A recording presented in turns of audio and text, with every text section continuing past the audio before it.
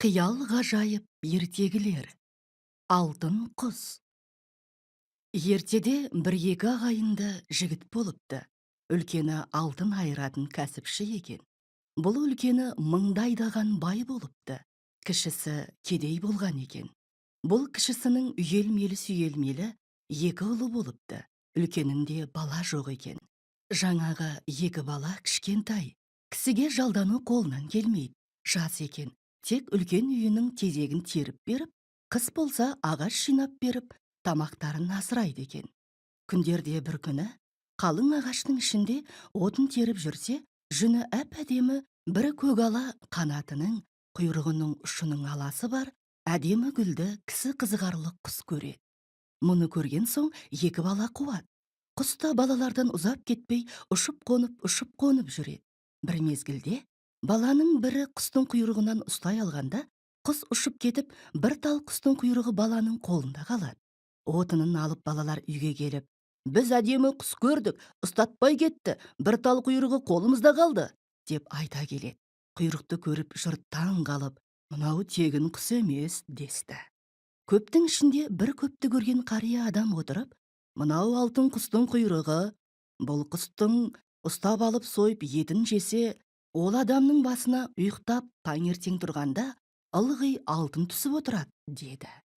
Мұны естіген соң бәйбіше екі балаға май беріп, қаспақ беріп көңілдендіріп, сол құсты ұстап әкеліңдер, деді. Екі бала қуанып отын әкелуге, құсты ұстап әкелуге кетті. Күндегі ағаш теретін жерлерге келсе, өздері көрген ала құс тағы да жүр екен. Балалар ертеден кешке дейін соңына түсіп жүріп, әлден уақытта құсты ұстап алды. Балалар қуанып жеңешесіне әкеліп берді. Жеңешесі балаларға бір-бір тостаған айран мен бір-бір уыс құрт беріп еді, секіріп-секіріп қуанып балалар кетті. Бәйбіше құсты бауыздап, жүнін жұлып үйтіп, бақырашқа майға қуырды. Әлден уақытта балалар отын алып келсе, ас үйде оңаша бақырашта шыжылдап құстың еті пісіп тұр екен.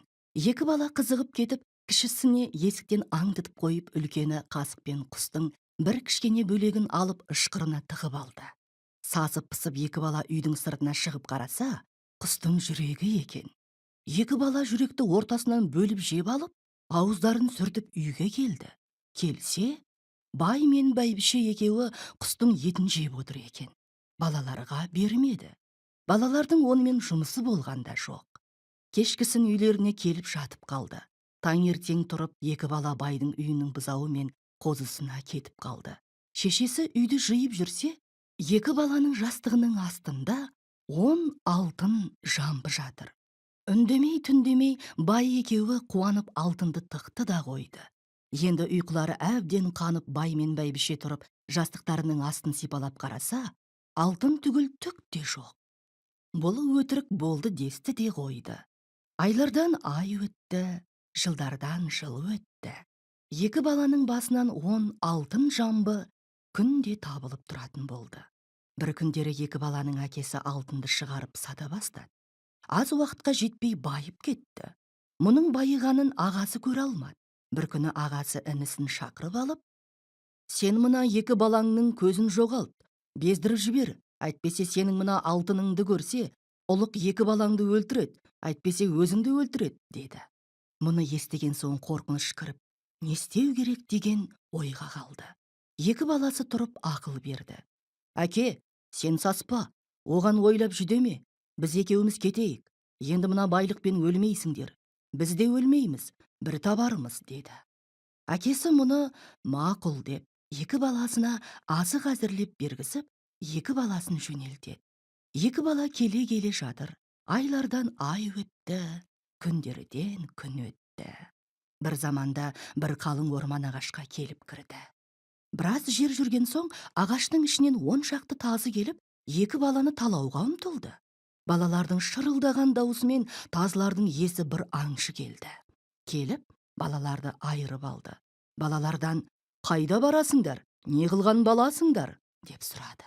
Балалар, баласы жоқ кісіге бала боламыз, дегенді айтты.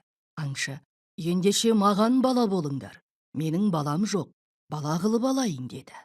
Балалар да, жарайды, болсақ болайық, десті. Аңшы балаларды алып үйіне келді. Балаларды өз баласындай қылып тәрбиелейді. Мылтық атуды үйретті. Балалардың бастарынан таң ертең тұрғанды ылғи жастықтарының астынан алтын тауып тұрады. Аңшы әйелі мен екеуі бір сыпыраға дейін бұл не керемет деп қорқып жүрді. Артынан үйреніп кетті. Сөйтіп аңшының үйі алтынға симай кетеді. Бұл алтынның артынан қорқып, бұл екі баладан енді құтылмақ болады. Аңшы екі балаға садақ қару-жарағын сайлап беріп жөнелтеді. Қолдарына ақ алмас қанжар береді. Бұл қанжардан екеуің бөлінсеңдер, біріңнің амандықтарыңды екіншің қанжарға қарап отырып білеулеріңе болады. Егер бірің өлсеңдер, қанжарды тот басады дейді. Мұны естіп екі бала қанжарды алып жүріп кетті. Айлардан ай өтті, күндерден күн өтті. Келе жатса бір қоян кетіп бара жатыр еді, екеуі садағын қолына алып атуға ұмтылды. Қоян жүгіріп келіп, сендер мені атпа, мен сендерге екі қоян алып келіп берейін, деді. Екі жігіт қоянды атпады. Қоян екі қоянды ертіп беріп кете барды. Екі жігіт келе жатса, бір түлкі кездесті. Түлкіні атуға екі жігіт садақты қолына алып еді, түлкі жүгіріп келіп, мені атпаңдар, мен екі түлкі әкеп берейін, деп екі түлкі ертіп кеп берді. Оны ертіп екі жігіт жүре берді. Келе жатып, алдынан бір қасқыр кездесті.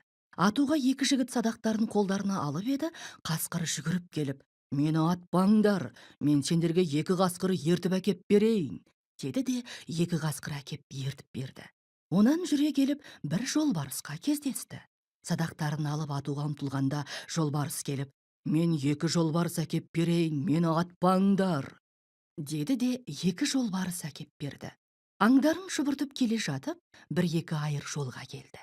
Екеуі бұл екі жолға бөлінбек болды да, жолдың ортасында тұрған бір бәйтерекке қанжарды шаншып, жандарындағы аңдарды бір-бірден бөлісіп алып, екі жолға түсіп кетті.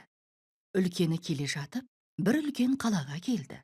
Қаланың шетіне келіп, аңдарын шұбыртып тамақтанатын, жататын үйге кіріп аңдары да, өзі де тамақтанды. Көшеге шыға келсе, қаланың іші қайғылы, өңкей қара киінген жұрт теңселуде. Бұл біздің жерімізде жеті басты жылан бар. Ол жыланға айында бір ту бие мен бір қыздан беріп тұратын едік. Бүгін басқа жұрттың қыздары таусылып кезек ханның қызына келіп, соны бүгін жейтін күн еді. Соған жұрт қайғыланып жүр, деді. Мұны естіген соң, ол қай жерде, қалай бару керек деп сұрады. Баратын жерін біліп алып, аңдарын ертіп алып, жыланның бар деген жеріне қарай бет бұрды. Қаладан 5-6 шақырым жерде тігулі тұрған ақ үйге келді. Кіріп келіп еді, үйде ай десе аузы бар, күн десе көзі бар, бір сұлу қыз отыр. Жігітті көріп қыз жылап қоя берді. Ағажан, кетіңіз, қазір жылан келеді де, сізді де мені де өлтіреді, кетіңіз, деді. Біраз әңгімелесіп отырды да, аздан соң жыланның келетін уағын тосып жатты. Әлден уақытта дауылдатып, борандатып, жеті басты жалмауыз айдаһары келіп, жігітті көріп, алыспақ керек пе, атыспақ керек пе, деді. Екеуі алыса кетті. 7 күн 7 түн алысты. Жігіт әлсіреп жығылуға таяу кезде жолбарыс жетіп келіп, жыланды жарды да тастады. Жеті басын кесіп, жеті басының тілінің ұштарын кесіп, орамалға түйіп алып, аңдарын ертіп алып, бір жерге барып тынығып, ұйықтауға кірісті. Жігіт күзетуге жолбарысқа ұйықтама деп тапсырды. Жолбарыс қасқырға, қасқыр түлкіге, түлкі қоянға тапсырды. Жігіт ұйықтап қалды. Аңдардың да бәрі ұйықтап қалды. Бұлар ұйықтап қалғанда жыланға қыз бен биені алып келген күзетші жүгіріп келіп, жігіттің басын кесіп алып, қызды арбасына салып алып, қалаға бетін бұрды. Қызға, енді сен маған тей, темесең қазір өлтірем, деді. Егер тисең уәдең болсын, мына құмды жұт, деп бір уыс құмды еріксіз жұтқызды. Сөйтіп, ханға келіп сүйінші сұрады. Ел жұртын жиып, ат шаптырып хан той қылды. Манағы қызды әкелген адам, көрінген әлі жеткен адамдардың тілін кесіп алды. Сөйтіп олар әбігер болып жатқанда, жігіттің аңдары ұйқысынан оянып тұрса, жігіттің басы бір бөлек, кейінгі жағы бір бөлек жатыр. Жолбарыс қасқырды қысты, қасқыр түлкіні қысты, қоян сасқаннан алай жүгірді, бұлай жүгірді, әлден уақытта бір жерге жүгіріп барып, бір жерден бір жапырақ алып келді. Жапырақты алып денесімен басын қосып, жапырақпен үйкеп жібергенде, қатты ұйықтап кеткен екенмін деп, жігіт басын көтере тұра келді. Басқа хабарларға әбден қанып алып, аңдарын ертіп баяғы тамақханадан тамақ ішіп тойынып алып, жиынға келді.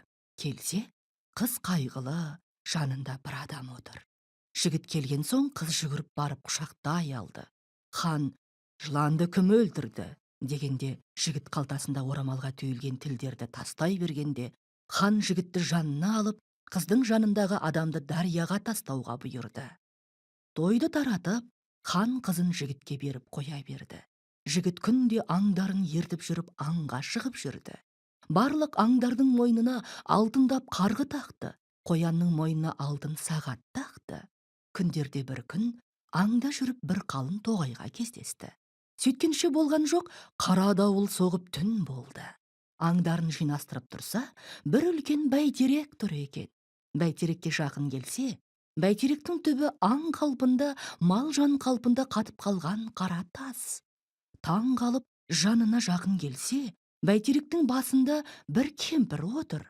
Жігітке қарап кемпір, «Қарағым, мына ағашты ырғашы», деді. Жігіт нанып ағашты ырғап қалғанда, жігітте аты да, аңдары да қара тас болып қатып қалды. Әйелі ел жұрты жиналып жоқтап жүрді. Мұнымен бұл тұра берсін, інісі бір жерге барып қайта қайтты. Баяғы ағасымен айырылған жерге келіп, шаншып кеткен алмас қылышты қараса, тот басып қалыпты. Ай, туысқаным, не өлген екен, не шала жансар екен деп, ағасының түскен жолына түсіп тартып берді. Күндерден күн өткенде, баяғы ағасының келген тамақханасына келіп, аңдарын тамақтандырып отырса, тамақ беретін адамдар әлгінің жай күйін сұрап, әйеліңмен қалай тұрасың деп сұрап жатыр. Жігіт не екенін білмей, аң-таң болып отыра берді. Тамағын ішіп жайланып, қаланың ортасына қарай аңдарын ертіп келе жатыр еді, ханның күзетшісі жетіп келіп, «Сен пәлен күннен бері қайдасың? Біз іздеп таба алмай жүрміз», деп атының басынан жетектеп үйіне алып келіп, атын байлап, аңдарын жайлап үйге енгізеді. Ханның қызы ұшып тұрып, құшақтай алып сүйіп, мәз болып қалды. Жігіттің ойында дәнене жоқ, таң қалып отыр. Кешкісін әйел төсекті күндегісіндей салды. Жігіт те қыздың ыңғайына қарап тұр еді. «Жатыңыз, неге отырсыз?» деген қыздың сыңсыған жіңішке дауысы саңқ етті. Жігіт біраз ойланып отырып, төсекке жатты. Жұмсақ еріндер шөпілдеп сүйісумен болды. Таң атты, жігіт бұл қалың сырдың бетін қалай ашсам екен деп, оймен оларға бір сыр бермей, ертемен аңдарын ертіп, аңға шықты. Барып келе, бұл да бір аңнан екінші аңды қуумен жүріп, баяғы қалың тоғайға келді. Келсе тоғай іші тып-тыныш, ешбір аңның дыбысы білінбейді. Жөтелген дауыс тоғайды жаңғырықтырды. Әлден уақытта «Балам, бері кел» деген бір жаман дауыс құлағына саңқ ете қалды. Жан-жағына қараса, артында бір аспанмен тілдескен бәйтеректің басында бір кемпір отыр. Жақын келсе, бәйтеректің түбі толған таста аңның да, адамның да суреттері. Байқаса, мына жағында бір атты адамдар да тұр. Жанына жақын барса, соңынан тұрған жолбарыс, қасқыр, түлкі, хайуанның суреттерін көріп, мұнда бір сыр барын білді де, кемпірден жөн сұрады. Кемпір, «Қарағым, мен жерге түсе алмай тұрмын. Отырсам тұра алмайым, тұрсам отыра алмайым. Мынау бір ағашты қозғашы, сонан соң мен жерге түсіп сенімен әңгімелесіп жөнімді айтайын», деді. Жігіт садағын қолына алып, «Айтпасаң қазір атам», деді. Кемпір сазып манағы ағаштың бұтағын сындырып алып еді. Банағы тас болып қалған аңдар, адамдар бәрі қозғалып бұл жігіттің аяғына жығылып жатты. Кемпірді атып өлтіріп артына қараса, ағасы аңдарын жайлап жатыр. Көре салып екеуі құшақтасып көрісіп, амандасып елге қарай жүруге бет алды. Келе жатып, ағасы інісінен жөн сұрады. Інісі басынан өткен уақиғаның бәрін уақытын да қалдырмай айтып берді. Ағасы мұны естіген соң ойланып, ашуланды да, «Сен менің әйелімен ойнадың», деп інісінің басын қылышпен бір-ақ шапты. Екі бөлініп, інісі қала берді. Жүре түсіп барып, ағасы ойға түсті. «Қой, менің мұның жарамас. Білмеген уыш еді ғой, жалғыз інімді өлтіріп», деп қайта барып, баяғы жапырақ шөппен інісін тірілтіп алып, аңдарын шулатып қайынына келеді. Келсе, ханның қызы бұл екеуінің қайсысы бай екенін білмей, Екеуінің киімі, мінген аты түрлерінен бір-бірінің айрықсыз екені сондай, тек қана қоянының мойнындағы сағатынан танып, күйеуін айырып алды. Өткен жолғы істеген ісі есіне түсіп, санын бір-ақ соқты. Ханның қызынан басқа ер баласы жоқ еді. Өзі хандығынан түсіп, күйеуіне хандығын берді. Бұл екі жігіттің кішісі біраз күн дайындалып, азық-түлігін алып жол жүреді. Күндерден күн, айлардан ай өткенде бір шаһарға келіп жетті. Шаһардың шетінде бір кемпірдің үйіне келіп түсті. Атын байлап жаман үйге кіріп келсе, бір кемпір жылап отыр. Жігіт кемпірге: «Шеше, неге жылайсыз?» деді. «Ой, қарағым-ай, мен жыламай кім жыласын? Біздің ханымыз бар, оның бала дегенде жалғыз қызы бар еді. Сол күндіз сау болады, түнде аспаннан көрінбей албасты түсіп қызды ектеп кетеді. Күзетке күнде түнде бір-бір жігіттен тұрады. Ол жігіттің өзін шалып қалады, оны хан өлтіріп отырады. Міне, өткен түні менің баламды осылай күзетте тұрғанынан жын шалып, бүгін баламды өлтірген күн еді. Соған жылап отырмын», деді. Жігіт: «Ендеше шеше, жылама, балаңның орнына бала болам», деді. Ол күн сонымен тынығып, келесі күні кемпірден сұрап, ханның үйіне келеді. Ақбоз үйде ай мен күндей бір сұлу қыз отыр. Қызбен әңгімеге кіріп отырғанда кеш болды. Қыз мырс етіп күлді. «Неге күлдің?» деді жігіт. «Мен адам баласы жынға кіріптар болады ғой деп күлдім», деді. «Неге?» деді жігіт. Қыз: «Ойбай, бүгін осы үйдің төбесінен пері түседі. Сізді шалып кетеді ғой деп күлдім», деді. Сөйткенше болмады, бір жігіт жетіп келді. «Неге отырсың? Шық, күзетке тұрам», деді. Жігіт: «Жоқ, бүгін мен болайын күзетте, сен жүре бер», деді. «Жолаушы ғой, қалма», деп қыз үш қайырды. Жігіт те үш қайырды. Болмаған соң қыз: «Қалсаң қал», деді. Екінші жігіт қуанып кетіп қалды. Әлден уақытта ел ұйықтады деген кезде қыздың шырылдаған даусы шықты. Жігіт ояна келсе, бір түкті пері қыздың тізесін сорып жатыр екен. Енді пері дұға оқып екі қолын жая бергенде, оң қолынан жігіт ұстай алды. Алысып әлден уақытта жігіт алып соғып өлтіріп, ұстаған қолын кесіп алып қалтасына салып ала тұра жөнелгенде, қыз етегінен ұстай алып, артқы етегін кесіп алып қалды. Ертеңгісін ертемен түндегі күзетке тұрған жігіт үйге жүгіріп келсе, бір нәрсе өліп жатыр. Қыз күндегіден дені сау, жүгіріп барып ханнан сүйінші сұрады. «Осылай жауды өлтіріп қызды аман алып қалдым» дей. Хан ат шаптырып той қылып жұртқа жаяды. Банағы жігіттің айтқанына нанбайды. Кімде-кім періні өлтірсе, соның оң қолы мен өзінің артқы етегі кесілсе, соған қызымды берем және тағымды берем, дейді. Көрінген жұрт бір әлі келгеннің оң қолын кесіп алып, өзінің артқы өңірін кесіп, «Мен өлтірдім» деп келеді. Бәрі де ұқсаспай. Енді елде кім қалды дегенде, пәленше кемпірдің үйіндегі қонақтан басқа адам қалған жоқ дейді. «Шақыр», деді хан. «Ханның менде шаруасы жоқ еді ғой», деп топқа келді. Келісімен қыз: «Мені жаудан құтқарған осы жігіт, мен осыған тием», деп құшақтай алды. «Амал бар ма?» Хан: «Не белгің?» дегенде қалтасынан қолды алып тастай береді.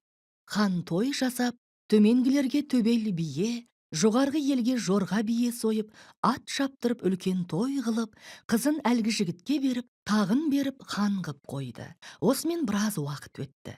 Бір уақытта жігіттің есіне ағасы мен әкесі түсті. Атасынан ұлықсат сұрады. «Осылай менің ағам пәлен жерде хан еді.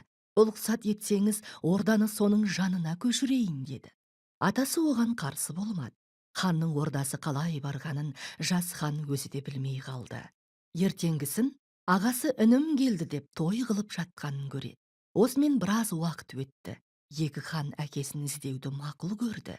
Сөйтіп, әке шешесін алдырып, ортаға үлкен үйін тігіп, екі жанына екі ханның ордасын тігіп, әкесі де, балалары да барлық мұратын мақсатына жетіп, сақалдары қайырылып артына жетіпті.